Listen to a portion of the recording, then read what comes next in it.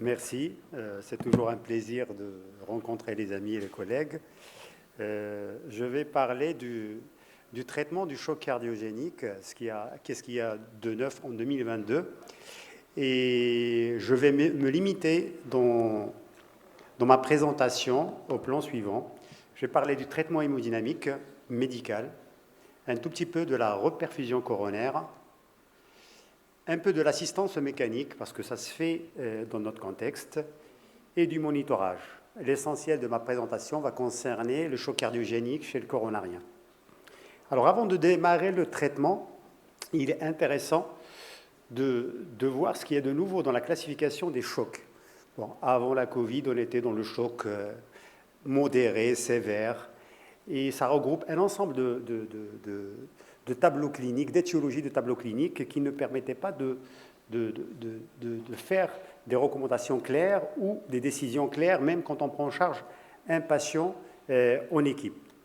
Donc, juste avant la Covid, les Américains se sont mis d'accord pour établir un score qui permet de définir différents stades de l'état de choc cardiogénique, quelle que soit la cause, sous l'initiative de la Société de cardiologie interventionnelle américaine, mais toutes les sociétés se sont associées et ils ont stadifié le choc en 5 niveaux, A, B, C, D, E, on va voir. Ils prennent en considération des éléments du tableau clinique, ils cherchent les signes de lésion cardiaque droite, signes de lésion cardiaque gauche, les signes cliniques de l'hypoperfusion tissulaire, des signes biologiques essentiellement les lactates, les bases excess, la créatinine, et des signes hémodynamiques classiques, c'est l'hypotension artérielle, et quand on a un cathétérisme, le débit cardiaque et la pression artérielle, pulmonaire et occlusive. Alors, cette classification, en fait, correspond à 5 stades évolutifs, parfois, du choc cardiogénique. Le stade A, c'est le stade at risk. A, c'est comme à risque, c'est le patient qui vient pour un syndrome coronaire aigu, mais il est à risque de développer un choc cardiogénique, soit du fait de la localisation du syndrome coronarien, soit du fait des antécédents cardiaques. B, c'est beginning, c'est le début du choc cardiogénique. Il a l'hypoperfusion, il a l'hypotension, mais il n'y a pas de signe d'hypoperfusion tissulaire. C, c'est le classique, choc cardiogénique classique, où il y a l'hypotension plus des signes d'hypoperfusion nécessitant la mise en œuvre d'un traitement médical ou d'assistance mécanique. D, c'est le choc cardiogénique qui se détériore, c'est-à-dire on met un traitement médical ou mécanique et le patient s'aggrave. E, c'est le choc cardiogénique extrême où le patient est beaucoup plus proche du décès. 2 ans après, il y a quelques semaines, ils ont sorti des études qui ont validé cette stadification du choc cardiogénique. Toutes les sociétés savantes de cardiologie, de médecine intensive aux États-Unis, et il y a eu 8 études pour la validation de ce score. Je vais juste sortir sur les 8 études. Il y a d'abord les études faites en réanimation, ce que vous voyez, les 4 études ici en réanimation, 2 études faites en soins intensifs cardiologiques et une étude particulière concernant les patients admis en choc cardiogénique secondaire à un arrêt cardiaque extra-hospitalier. On voit que dans les chocs stade A et B, c'est le bleu foncé, le bleu un peu clair. Il y en a très peu relativement en réanimation par rapport aux soins intensifs. Mais même dans les services de réanimation cardiologique, on a une disparité du recrutement. Vous voyez, par exemple, le choc stade C, il est différent d'un centre à l'autre. Ce qui est particulier ici, c'est pour les patients hospitalisés pour un choc après un arrêt cardiaque, on a autant de classes A, B, C, D, E. Et ce qui est intéressant dans ces études qui ont validé le score, c'est la mortalité. Le marron, c'est le stade E. Ils meurent tous là où ils sont hospitalisés. Le gris, pareil, c'est du D.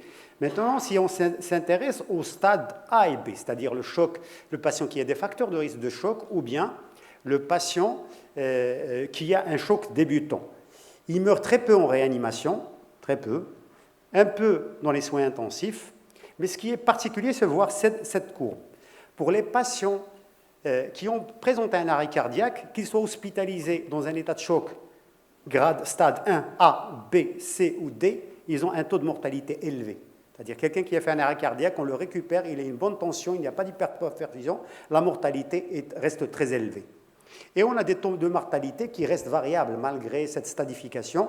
Dans les services de réanimation, un stade E, la mortalité varie de 50% à 70%. En fait, cette stadification est l'évolution normale d'un choc cardiogénique, notamment chez un coronarien. On a un patient à haut risque qui fait un syndrome coronarien. Il devient stade A parce qu'il est à risque de faire un choc septique. À un certain moment, il fait une hypotension.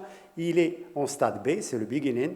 Par la suite, le choc est caractérisé parce qu'il y a des signes d'hypoperfusion tissulaire clinique ou biologique par les lactates et les réserves alcalines.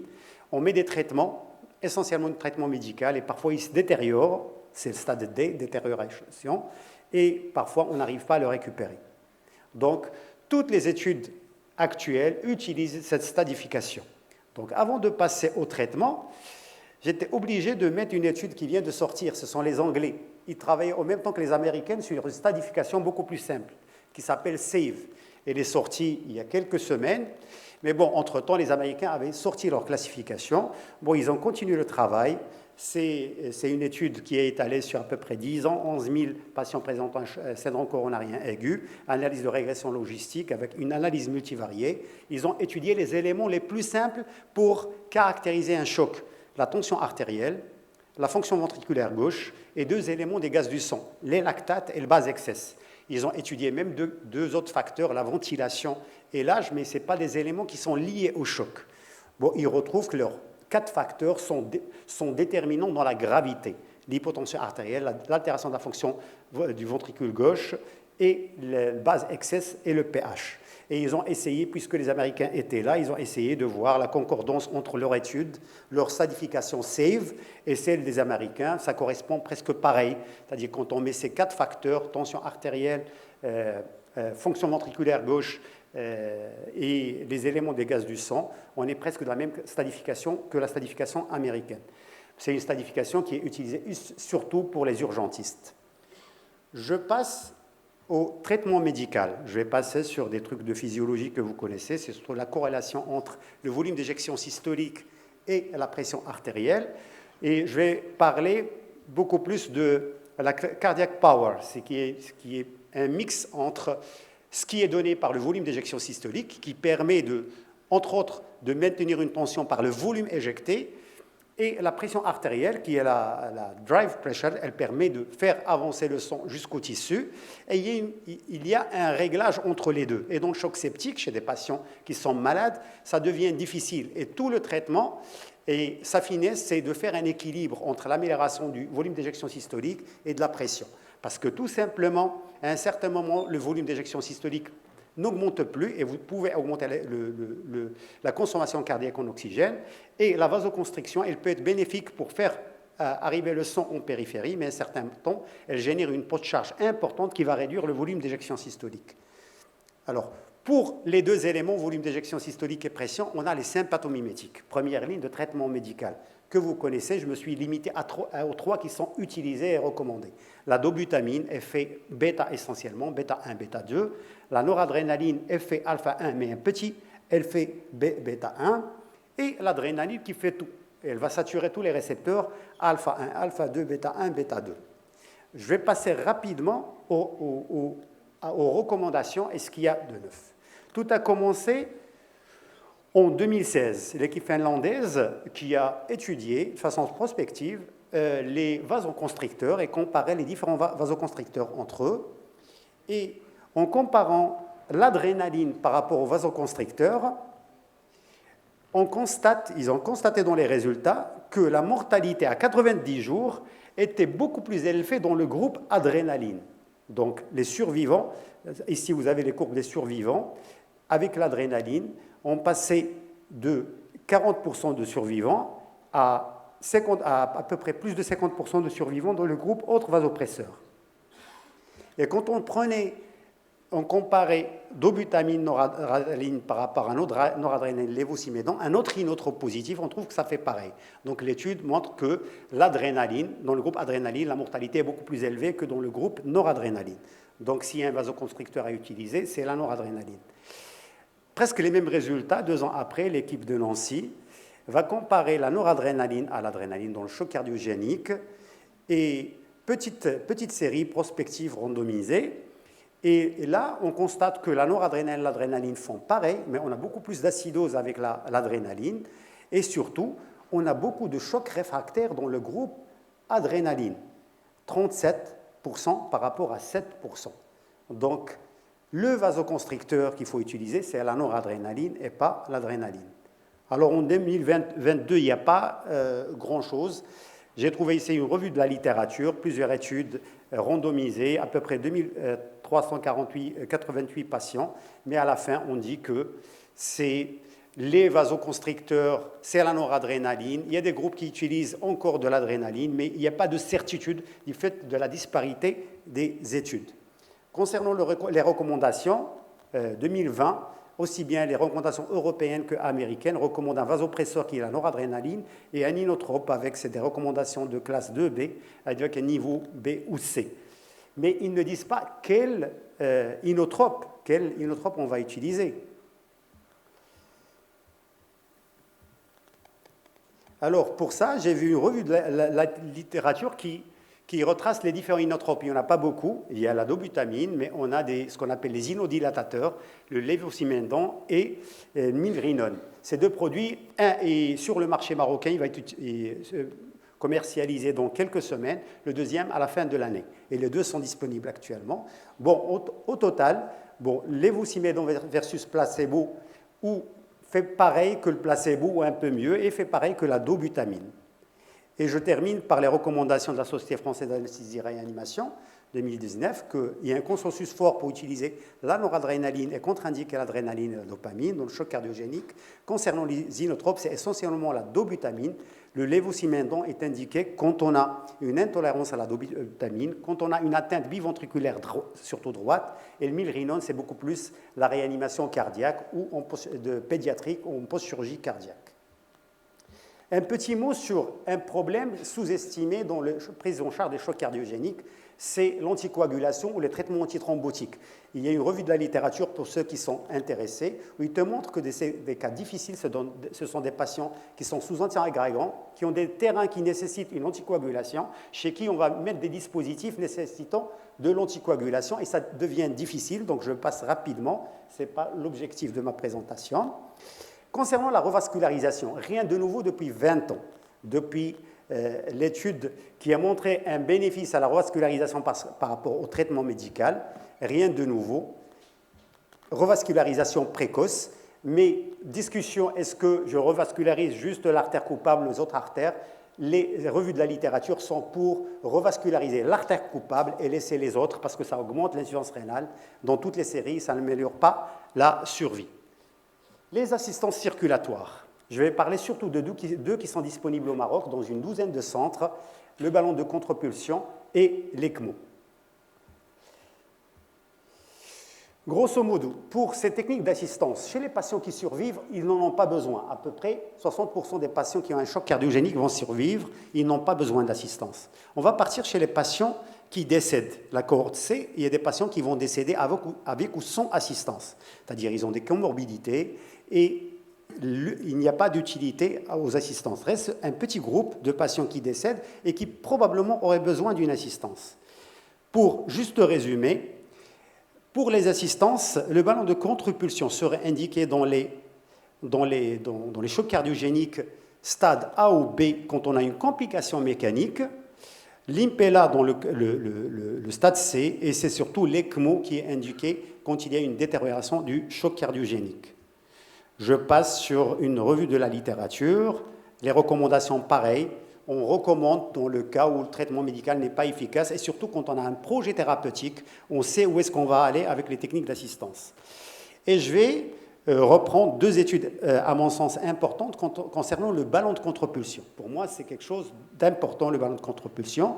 Ici, c'est une méta-analyse chinoise. Vous allez me dire que c'est chinois, mais la méthodologie est excellente. À la fin, ils finissent par conclure que le ballon de contre-pulsion est intéressant pour réduire la mortalité à 30 jours des chocs cardiogéniques. Je n'ai pas beaucoup de temps, je vais passer, mais la méthode est intéressante. Celle qui suit d'après, c'est 2022. L'étude après, elle est japonaise. C'est le registre japonais des maladies cardiovasculaires. C'est sérieux. À peu près 250 000 de coronariens. Et ils ont comparé, ils ont essayé de voir à la fin, ils ont gardé que les patients qui ont présenté un syndrome coronarien, qui sont en choc cardiogénique, à qui on a fait une ECMO, et avec ou sans ballon de contre-propulsion. Et leur conclusion est assez claire. Quand on associe le ballon de contre-propulsion avec l'ECMO, on a une amélioration de la survie de l'ordre de 10 à 15%. C'est le registre japonais et c'est 250 000 coronariens. Alors, leur conclusion, c'est que quand on fait de l'ECMO, on peut associer le ballon de contre-propulsion et ça améliore, et on sait sur le plan physiopathologique, les chances de survie du patient. Alors, le monitorage classique, pression invasive, monitorage biologique, surtout échocardiographique, mais on parle de plus en plus de la SWAN, pression artérielle pulmonaire. Je vais passer rapidement. Revue de la littérature, plusieurs recommandations pas trop claires. On a essayé d'écarter cette technique, par la suite, elle revient en force. Les dernières études américaines, c'est des études essentiellement observationnelles, sont pour la pression artérielle pour la SWAN, avec une amélioration qui n'est pas très importante de la mortalité, de la survie à 30 jours et 90 jours. Et moi, je voudrais parler surtout des nouvelles techniques de débit cardiaque qui sont disponibles au Maroc, qui permettent d'avoir le débit cardiaque de façon soit indirecte, soit par un cathé jugulaire, un cathé artériel fémoral, et soit par l'analyse de la courbe de pression artérielle, soit par du débit transpulmonaire. Elles sont disponibles au Maroc. Alors, c'est des alternatives à la pression artérielle pulmonaire qui sont indiquées quand on n'a pas d'assistance circulatoire et quand on n'a pas de défaillance ventriculaire droite. Je termine par le registre français du choc qui vient de sortir, juste pour vous dire que sur les éléments déterminants du pronostic de l'état de choc à l'admission dans ce registre français prospectif multicentrique sont les lactates au départ et la fraction d'éjection du ventricule gauche. Que les Français utilisent essentiellement la dopamine, la noradrénaline, très peu le lévosimédon et le milrinone. Et je termine par la conclusion. Le traitement médical hémodynamique, il faut savoir que la noradrénaline est le vasopresseur qu'il faut utiliser. Dobutamine comme inotrope, quelques places pour lévosimédon et le milrinone. La vascularisation précoce de l'artère coupable. Les assistances cardiaques mécaniques, il faut savoir le temps où il faut les poser. Et surtout le projet thérapeutique du patient. Pour le monitorage, il y a un monitorage mini-invasif disponible qui permet de prendre des décisions thérapeutiques de remplissage, d'inotropisme et de vasoconstriction. Et je terminerai par le choc team. On ne peut pas faire ça tout seul. Il faudrait très peu de centres où il y a beaucoup de malades. Et j'espère qu'on va aller dans ce sens dans notre pays. Merci.